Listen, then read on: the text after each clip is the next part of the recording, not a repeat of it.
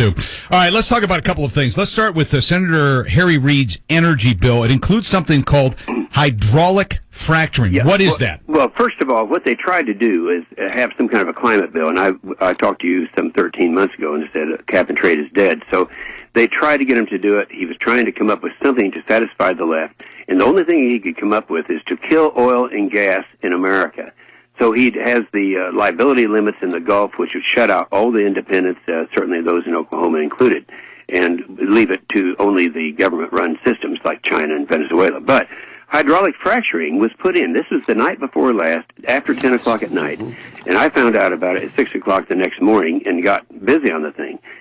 Hydraulic fracturing is a technique that is used to get into tight formations where you pump the sand and water into these formations 2 or 3 miles down underneath the surface, and you go through an aquifer in doing that. However, we've been using this system since 1949, Duncan, Oklahoma, 60 years.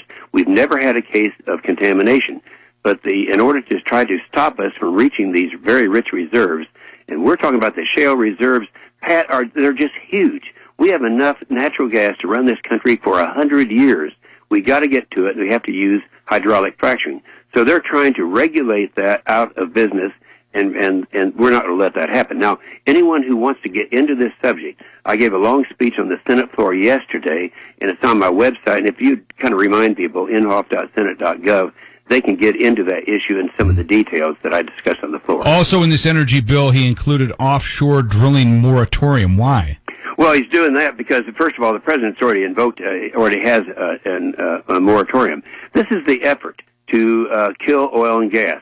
I think we talked about the fact that we have more recoverable reserves in America of oil, gas, and coal than any other country. The problem is a political problem of the far left environmentalists don't want us to reach these on the public lands, on offshore, and that type of thing.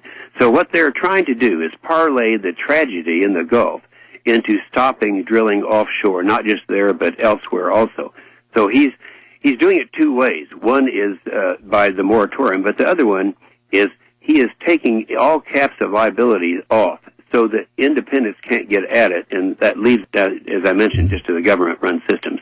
So it's another attack on oil, gas, coal, and nuclear, also I might add, to just make America dependent upon other countries.